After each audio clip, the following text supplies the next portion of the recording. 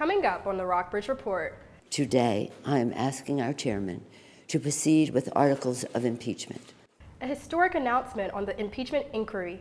And then, a shooting in Pearl Harbor. We give you the latest on the tragedy. And in Australia, over 100 fires are spreading across the country. And later, reporter Colin Whitmore will show us how 2 local Christmas tree sellers are handling a national shortage. All that and more next on the Rockbridge Report. Live from the campus of Washington and Lee University with news from Rockbridge County, this is the Rockbridge Report. Welcome to the Rockbridge Report. I am James Laverty. And I am Avalon Purnell. House Speaker Nancy Pelosi made a historic announcement just hours ago. The Democratic-led chamber will move forward with articles of impeachment. Pelosi's announcement comes the day after the House Judiciary Committee had its first public hearing in the inquiry. Karen Kafa reports from Washington. Today, I am asking our chairman to proceed with articles of impeachment. House Speaker Nancy Pelosi says her Democratic-led chamber will move forward and take the next step toward impeaching President Trump. The president leaves us no choice but to act because he is trying to corrupt, once again, the election for his own benefit. The president has engaged in abuse of power, undermining our national security and jeopardizing the integrity of our elections. Pelosi's announcement the day after the House Judiciary Committee, the panel that will draft those articles of impeachment, held its first public hearing in the inquiry. The hearing featured testimony from 4 law scholars, 3 of whom said President Trump committed impeachable acts. We 3 are unanimous, yes. Republican members remained unmoved. I don't think the Democrats moved the ball at all. I think the American people are very frustrated by this. White House counselor Kellyanne Conway said the president's team is ready for a Senate trial, which would follow an impeachment vote by the full House. We're ready for that in terms of being able to present evidence and at least educate America as to what this is. Democrats are considering multiple articles of impeachment, including abuse of power and bribery related to the president's actions involving Ukraine and obstruction of Congress for refusing to cooperate with the investigation. In Washington, I'm Karen Kafa. The House Judiciary Committee has scheduled its next hearing in the impeachment inquiry for Monday. Some local Rockbridge schools are learning about the ongoing impeachment proceedings. At Lilburg Downing Middle School, students are taught how to understand the impeachment process. Students are learning to read and talk about the news. 2 Rockbridge County high school teachers also covered a topic in class, and Washington and Lee has a whole class dedicated to the topic. The U.S. Navy and other agencies are investigating yesterday's shooting at the historic Pearl Harbor. A U.S. sailor opened fire and injured civilian employees at the naval facility there.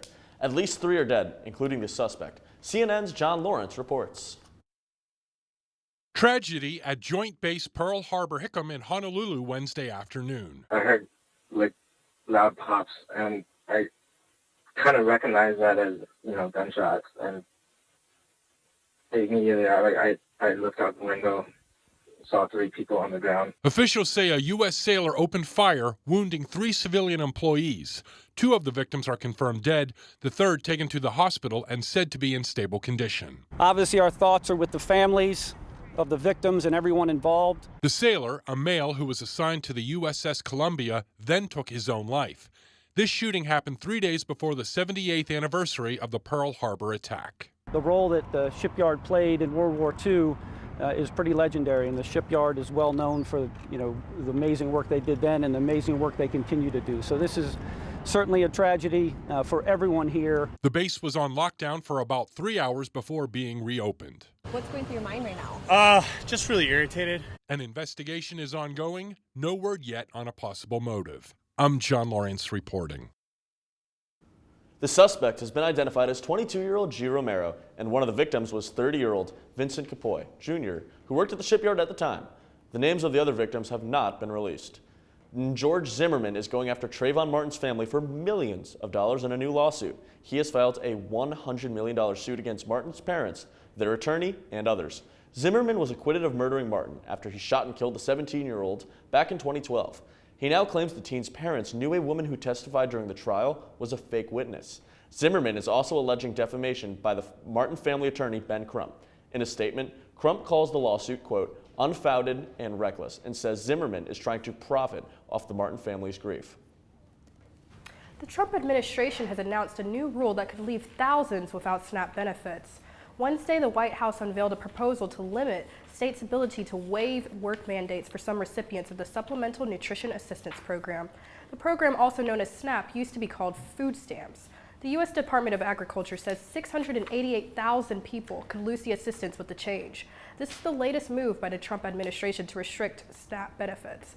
Earlier this year, officials proposed tightening the rules for those who qualify for SNAP.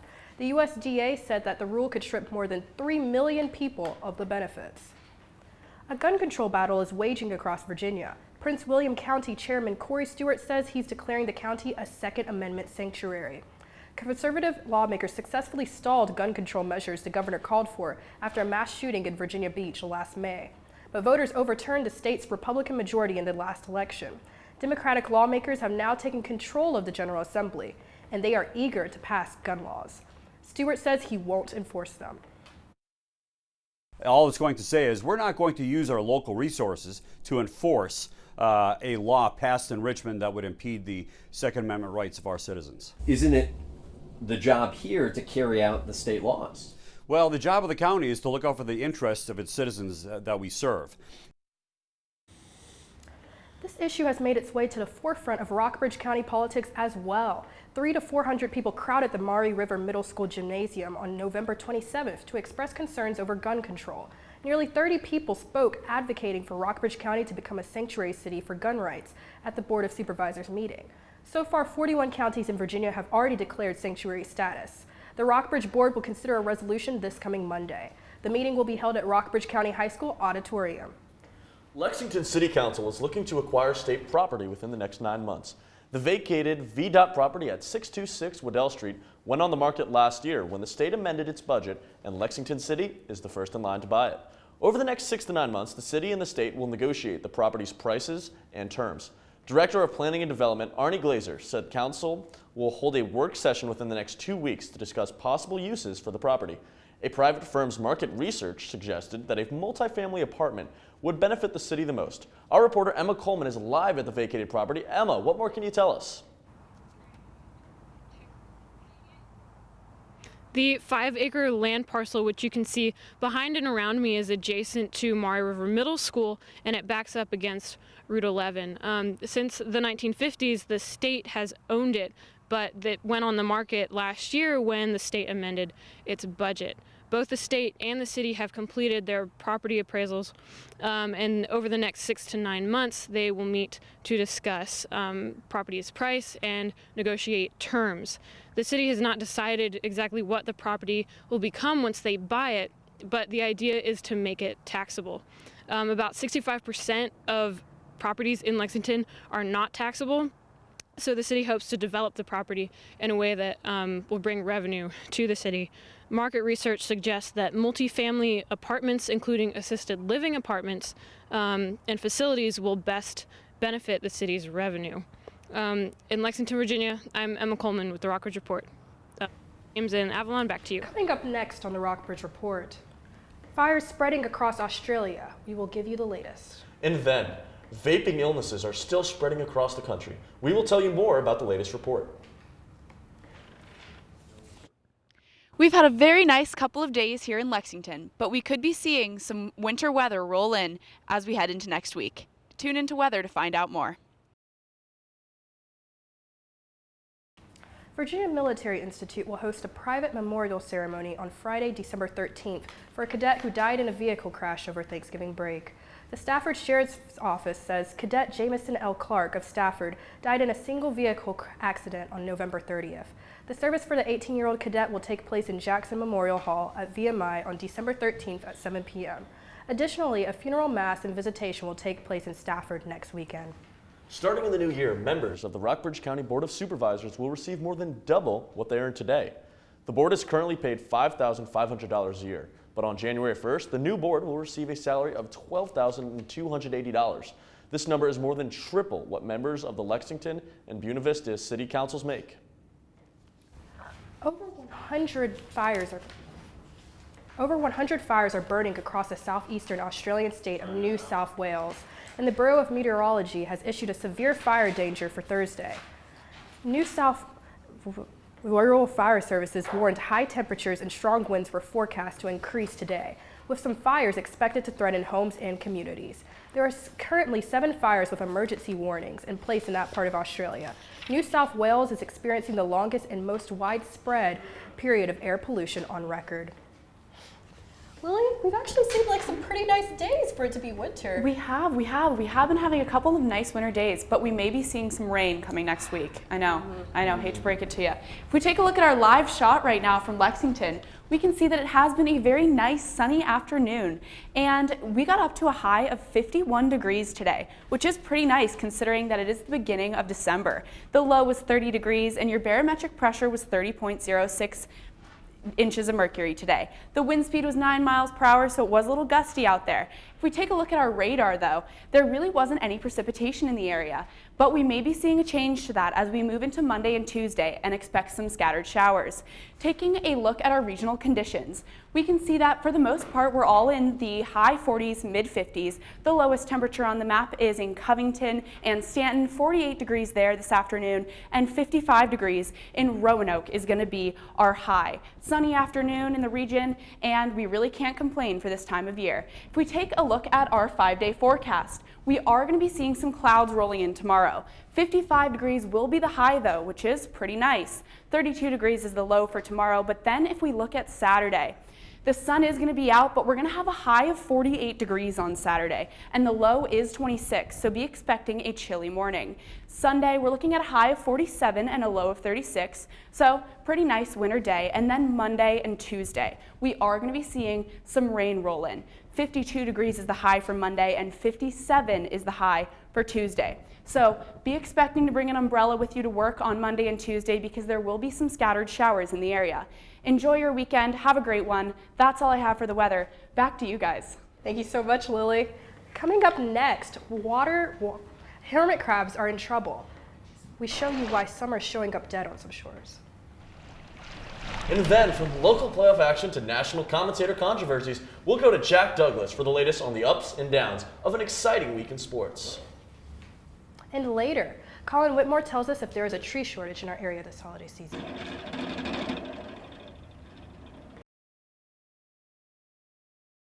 All 50 states are now dealing with a vaping-related lung injury case. The Center for Disease Control and Prevention has recommended that people do not use THC-containing e-cigarette or vaping products, since it has been identified that vitamin E acetate, often used as an additive in THC-containing products. The CDC reports as of November 20th that officials were dealing with 2,290 cases of lung injuries linked to vaping. Minnesota Attorney General Keith Ellison sued Juul Labs yesterday, accusing the e-cigarette maker of unlawfully targeting young people with its products to get a new generation of kids addicted to nicotine. Ellison said that the new lawsuit could take years. Scientists are concerned after finding 500,000 hermit crabs killed by plastic.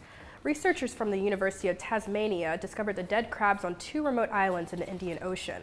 Hermit crabs have no shells and must find their own. The dead crabs tried to use plastic bottles and other debris as shells and became trapped inside. Once a hermit crab dies, it emits a chemical signal alerting others a shell has become available. This starts a chain reaction that attracts more crabs to get killed in the plastic. Hermit crabs are scavengers that are important to keep marine ecosystems in balance. So, the Rockbridge County High School football team has had one of its strongest seasons in recent years. They had a 9-2 record going into their most recent game, but Jack, it looks like their season took an end. Yes, that's right, James. It came to an end just before the Thanksgiving break, unfortunately. The Rockbridge County High School football team playoff came to an end as they were defeated by Spotwood High School 42-0. They did have a terrific season. This was the second time the Wildcats were defeated by Spotswood this season, though. The Wildcats took to Twitter after the game, thanking their seniors for a great season. Moving on to college sports, the Old Dominion Athletic Conference released Swimmer of the Week awards around Thanksgiving, and senior Emily Hedgeback and junior Patrick Sullivan were recognized as the Swimmers of the Week. On the whole, WNL's swim team has been performing well, placing first of 11 teams at the Franklin and Marshall Invitational last week. The San Francisco 49ers have suspended radio analyst Tim Ryan for 1 game, saying Baltimore quarterback Lamar Jackson was adept at carrying out fakes because of his, quote, dark skin color with a dark football. Ryan made the comments Monday in an interview on the 49ers flagship radio station when discussing how the Ravens defeated the 49ers 20-17 the afternoon before. Jackson weathered miserable conditions to run for 101 yards, and Justin Tucker kicked a tie-breaking 49-yard field goal as time expired to extend the Ravens' now 8-game win streak.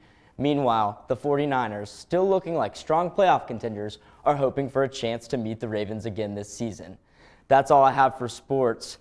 The WNL swim team, let's give tremendous congratulations to those two accolade winners, Sullivan and Hedgeback. It's really terrific. Absolutely. Sullivan, the junior, and Hedgeback, the senior, have had very strong swimming careers in their time at WNL. And so Thanks, James. And it's about that time of year where we start seeing Christmas trees on the back of cars. Avalon, what can you tell us about Christmas trees in Lexington? Oh, I have so much. Rockbridge County is getting in the holiday spirit. There will be various Christmas parades tonight and this weekend. Buena Vista will host its parade and tree lighting tonight at 8. The downtown Lexington parade will take place tomorrow night at 8, and Glasgow's tree lighting and parade is on Saturday from 4 to 7 p.m.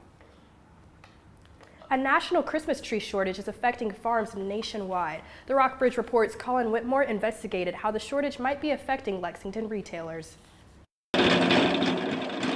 Local Christmas tree sellers say they are witnessing the effects of the national shortage, but not feeling them directly. Richard Carter, who owns Herman's Produce in Lexington, says his Christmas tree sales are thriving. When you get a source as a small business like myself, you stick with them, through the thick and thin. So I still have a source right now. Scott Henson, who runs Henson Christmas Trees in Lexington, says his business hasn't taken a hit either. In fact, he says the shortage has caused people to buy more trees earlier. The effect that I see for my business is the pace of sales has been very brisk this season. Henson has been coming from Ashe County, North Carolina to sell trees in Lexington for 22 years now. He says some of his colleagues in North Carolina are feeling the effects of the shortage more heavily. Where we're from in the production region in northwestern North Carolina, southwest Virginia, that's a pocket in there. There's a lot of production. I would estimate that there's 15 to 20% under supply right now. Richie Gardner works with Henson. His family grows the trees Henson sells. Gardner says the shortage has only mildly affected the number of trees he has available to sell this season. I did not sell to other growers where I would have in the past, and I'll be able to fulfill obligations at the Lexington tree lot for a few more years. Carter says the shortage is temporary and caused by a poor crop nearly 8 years ago. You're looking at about 2 more years, it should pick back up. But in that meantime, a lot of people have went out of business. Both Henson and Carter say they have no plans to scale back their operations in the near future. Because of the contacts that I have, back home, I think that I'll be able to have trees to continue bringing to Lexington, as long as I am able to come. With minimal competition in the Lexington and Rockbridge area, Henson says he can sell between 600 and 1,000 trees per year. So far this year, business has been good. For the Rockbridge Report in Lexington, I'm Colin Whitmore. Virginia's Christmas tree industry generates $7.5 million annually for tree growers. Trees at Henson's and Herman's are currently selling for about an average of $75.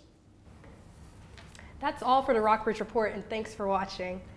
For the latest news, check out rockbridgereport.wlu.edu. And next up on the Rockbridge Report exclusive, Colin Whitmore goes one-on-one with developer Ed Walker. Walker is a developer and is leading a project to re-image downtown Buena Vista. That's coming up right after this broadcast. Have a great Christmas season, Lexington.